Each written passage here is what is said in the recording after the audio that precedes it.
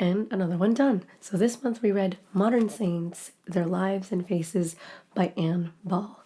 I apologize for my voice. I'm sick. I was hoping to record this video earlier this month, but then I fell ill and then I waited. And anyway, for me, this book came in at the right time in my life. I went through several things this month, and so this book, The Lives of the Saints, were lessons I needed to relearn. So the whole premise of the book is that Anne Ball was giving a class about a saint, and she had shown them a picture of this saint to her class. I think they were like 6th graders, and the students were surprised that they looked human.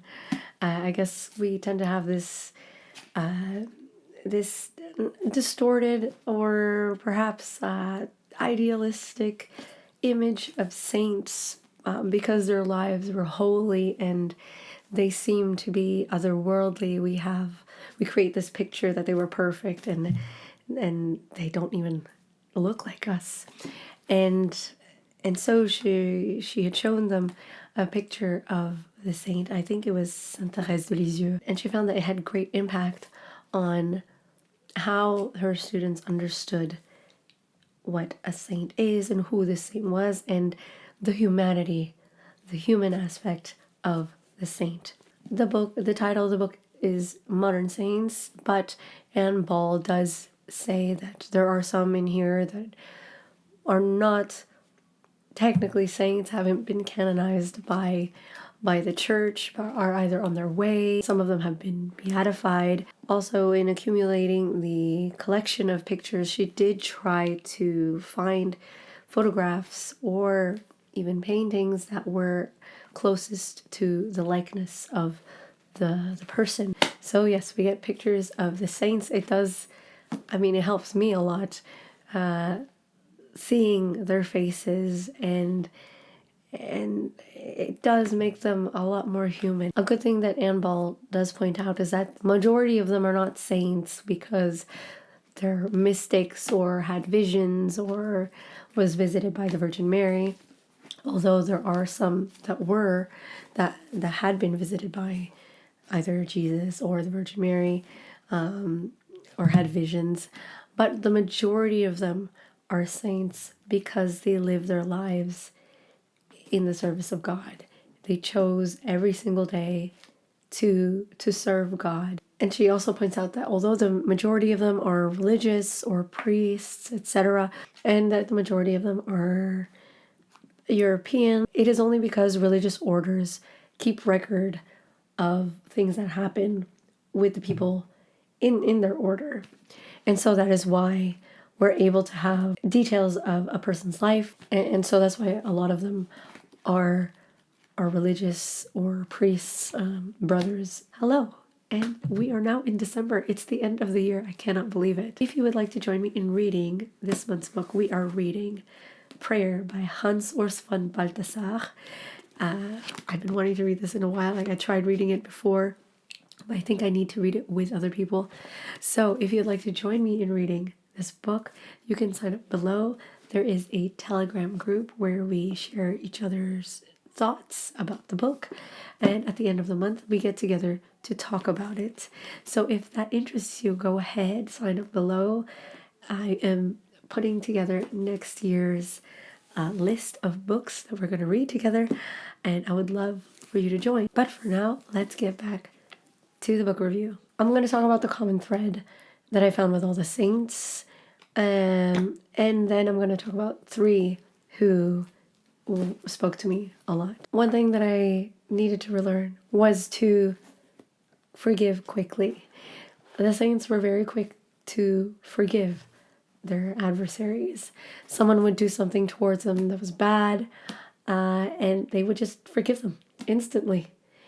They wouldn't forget what they did, but they would forgive them instantly, and they desired so much that this person would get better. This instant forgiveness was in every saint's lives. No matter how grave, how bad the thing that someone did to them was, they would just forgive them. And it's so humbling to to have read that, because I always think of I've thought about the times when I wasn't as quick to forgive, and how harboring that hatred or that anger just makes it worse, not just for other people but for myself. And the fact that they didn't want to be seen, that's the fact that their works, whatever they did for God, yes, it will manifest itself, but they didn't want to be recognized as the person who did it. They always gave that to God.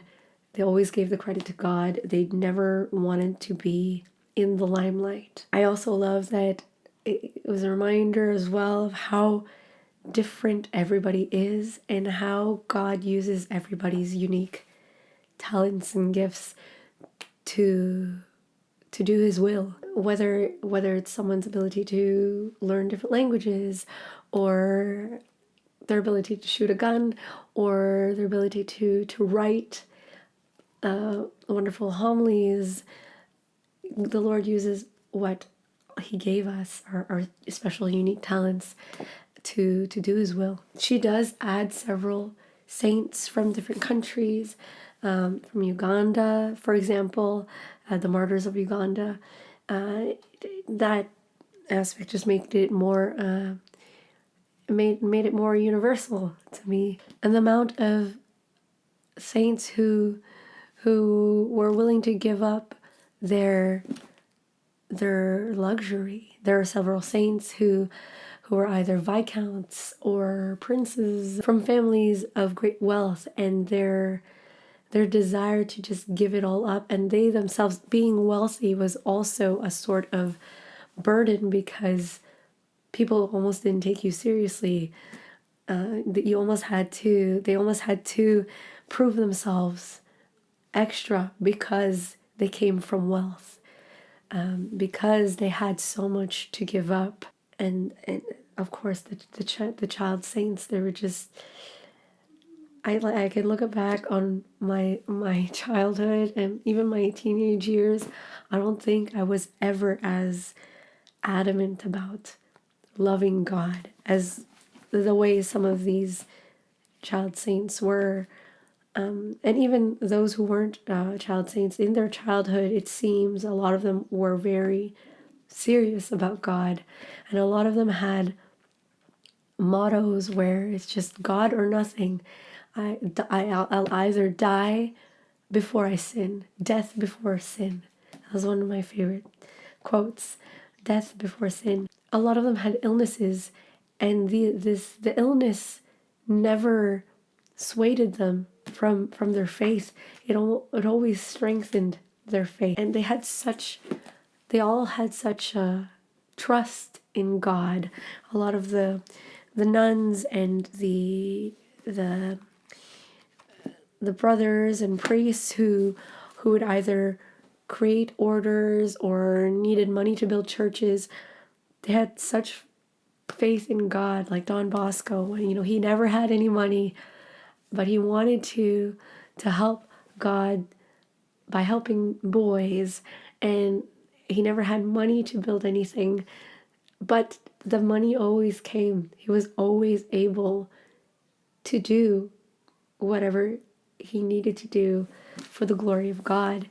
And instead of asking God to make it easier, they always just asked to be poorer, to be more poor than they were, so that they did his will. And they sought out discomfort instead of comfort. And that I needed to relearn this in this time, this season of my life. Money was never an issue for them, nor was health, because they trusted in God so much, and death was never a fear for any of them, really. They welcomed it, and the suffering, they welcomed it with open arms. Just, Lord, give me everything. There was one nun, I forgot which one, but she I think she had moved to the US and she was trying to put together an order, and she found herself with another nun in this desolate place, and she was smiling, and the other sister was like, "Sister, why are you smiling? This we can't get any it can't get any worse than this." And then she said to the other sister with a smile, "Well, I've been asking God to send me more suffering and more trials, and he has. And so, of course, why shouldn't I smile?" And that kind of faith and joy that she had in God is just so, and in the suffering is so inspiring, and it is otherworldly. And that's the thing too. A lot of the times during their lifetime, people misunderstand them, and we find them so extreme. But when you have, I guess, when you have this understanding that God, of the eternal, of God and His love for you, and that no matter what happens, He's there with you, suffering, and He's there with you, blessing you in your life through that suffering. It's what they do and how they live their lives isn't extreme. Here are 3 saints that spoke to me this month. The first one was Venerable Charles de Foucauld. So he was a man, he was a viscount, and in France, and by the time he was, I think, 11, he lost the faith, and he lived a life of debauchery. He was in the army, and he was dismissed just on account of how he was living his life.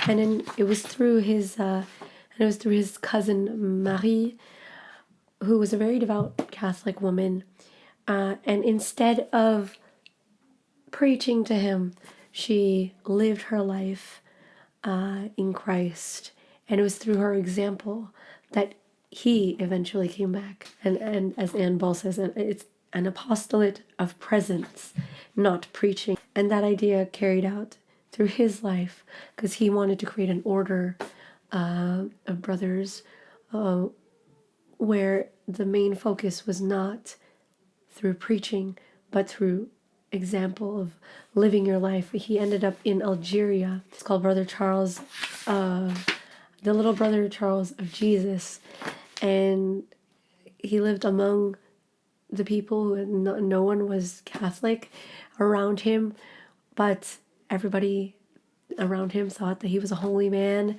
and he, like I said, he wanted to create an order where it's like a group of brothers who lived life by example. They wouldn't necessarily wear anything that would stand out as like, for example, Franciscans, Dominicans, you know what they look like. He wanted to evangelize through his actions, through his deeds. His desire for this kind of order didn't come until after his death. And I just find it so inspiring that he left this life. He was, he got money from the death of his grandfather, and he left it all.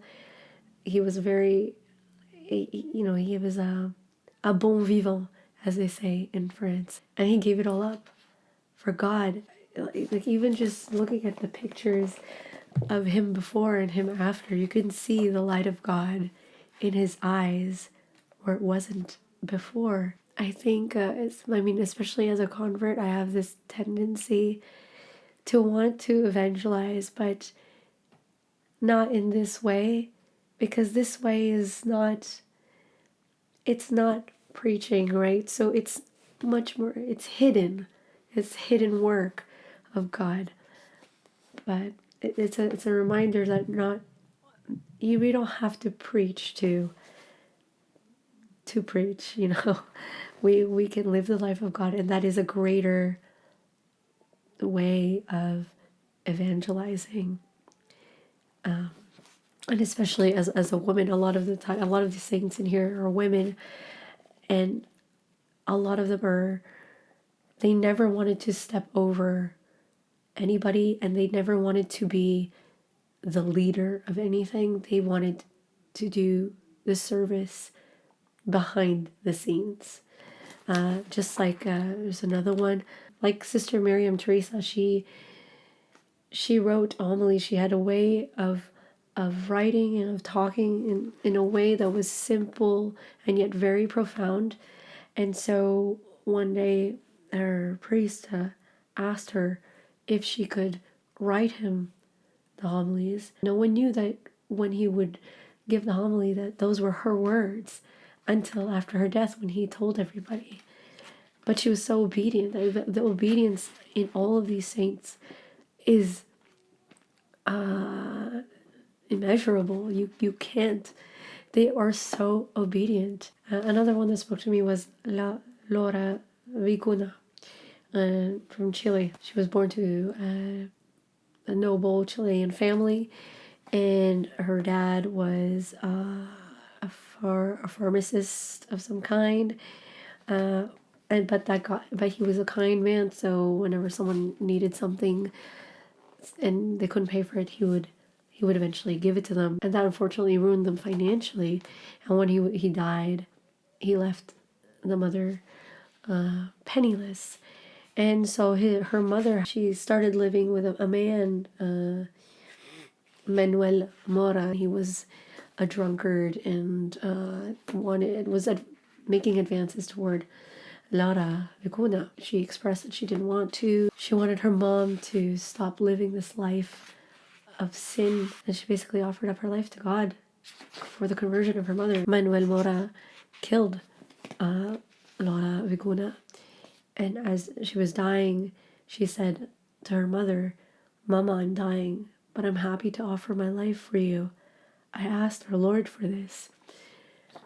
And I don't know, that that really moved me. Like this child who had such a great understanding of love, was able to offer her life for her mom.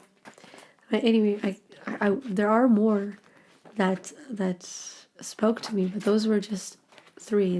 But yeah, so what did you think of modern saints, their lives and faces? Did it help you put the saints to a human level? Let me know in the comments below, and I shall see you in the next one.